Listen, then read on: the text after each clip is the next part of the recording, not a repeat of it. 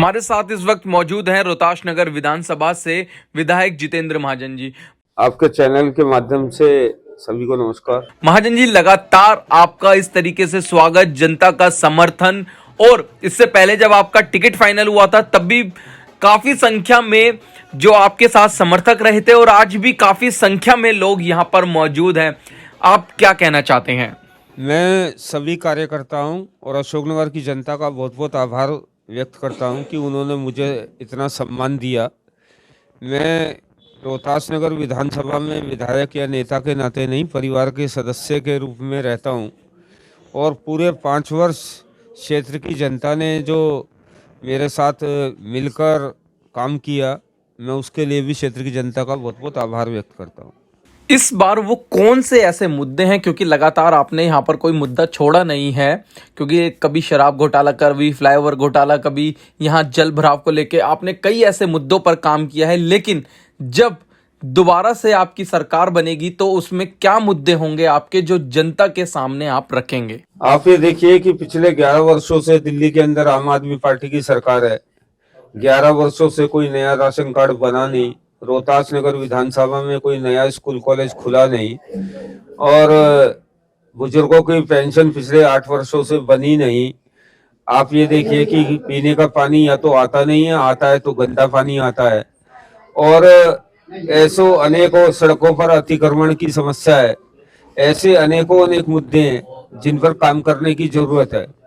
पिछले 11 सालों के अंदर दिल्ली के अंदर पीने के पानी की मात्रा बढ़ाने के लिए जो काम होना चाहिए था वो कोई काम हुआ नहीं। और आप ये देखिए कि यहाँ पर हमारे यहाँ कई इलाकों में पीने के पानी की लाइन जो है वो बदलने की जरूरत है। नए यूजीआर की आवश्यकता है, वर्तमान यूजीआर की क्षमता बढ़ाने की आवश्यकता है, मगर दिल्ली सरकार ने हर मामले के ऊपर हमें, इस क्षेत्र की जनता को निराश किया। पिछले 10 वर्षों से अशोकनगर अंडरपास का विषय अटका हुआ है दिल्ली सरकार की लापरवाही के कारण, और हद तो तब हो गई जब नत्थू कॉलोनी फ्लाईओवर की सुनवाई नहीं हुई तो हमें आखिर में आकर माननीय हाईकोर्ट में PIL फाइल करनी पड़ी। ऐसे अनेक मुद्दे हैं जिसको लेकर हम काम कर रहे हैं, और भारतीय जनता पार्टी की सरकार आती ही मैं आपके चैनल के माध्यम से लोगों को ये विश्वास दिलाना चाहता हूं कि सिर्फ 6 महीने के अंदर इन सभी समस्याओं का समाधान होगा। अरविंद केजरीवाल लगातार भाजपा पर निशाना साधते आए हैं। पहले पूर्वांचलों को लेकर कि भाजपा पूर्वांचलों के साथ भेदभाव करती है, अब ऐसे में उन्होंने एक जाट आरक्षण का नया मुद्दा छेड़ दिया है। क्या लगता है आपको कि ये कितना सही है? अरविंद केजरीवाल को मालूम चल चुका है कि दिल्ली की जनता उनसे निराश हो चुकी है, तो पिछले 2 महीने में अरविंद केजरीवाल चुनाव जीतने के लिए जो भी प्रोपोगंडा कर सकते हैं, चाहे महिलाओं को 2100 रुपए बांटना हो, मंदिर के पुजारियों और गुरुद्वारे के ग्रंथियों को मानधन देने की बात हो, नए राशन कार्ड बनाने की बात हो, पीने के पानी की बात हो, पानी के बिल माफ करने की बात हो, दिल्ली के अंदर आयुष्मान योजना लागू करने की बात हो, तो हर तरीके का हथकंडा अरविंद केजरीवाल अपनाना चाहते हैं और दिल्ली की सत्ता में वापिस आना चाहते हैं।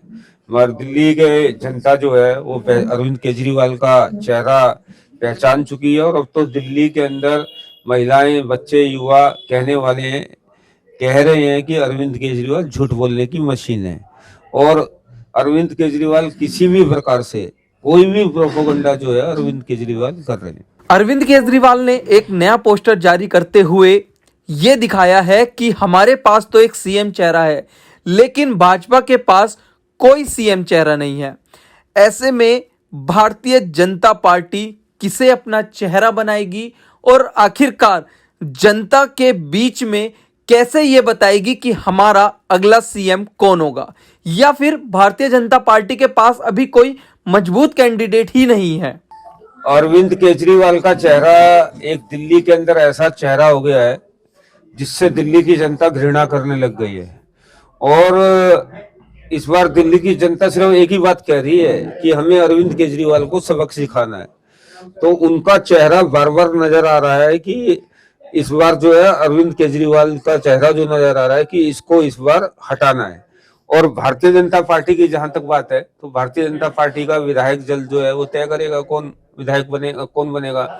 मुख्यमंत्री बनेगा। और भारतीय जनता पार्टी की एक विशेषता है, अगर आप कहीं पर भी सरकार बनी हो तो भारतीय जनता पार्टी का शीर्ष नेतृत्व जो है वो किसी भी कार्यकर्ता को कोई भी जिम्मेवारी दे सकता है और पूरी पार्टी उसके साथ खड़े होकर, उस कार्यकर्ता के साथ खड़े होकर अनुशासन में उस बात को मानती है। और भारतीय जनता पार्टी में कोई साधारण सा कार्यकर्ता भी दिल्ली का मुख्यमंत्री बन सकता है, ये सभी को मालूम है। अगला सवाल जो मेरा होगा वो नुपुर शर्मा को लेकर होगा।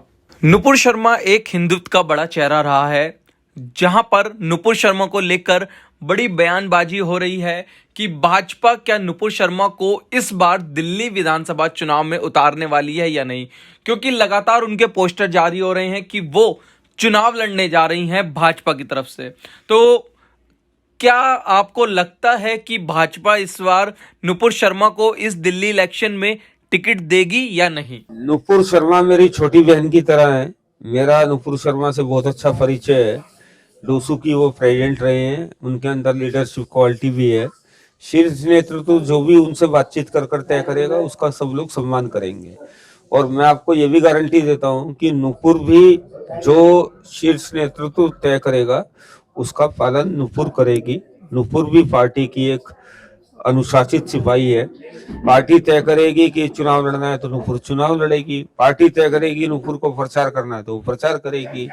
जो भी तय होगा, हम नुपुर, मैं और हम सभी कार्यकर्ता उसका, पार्टी का जो भी निर्णय होगा उसका पालन करेंगे।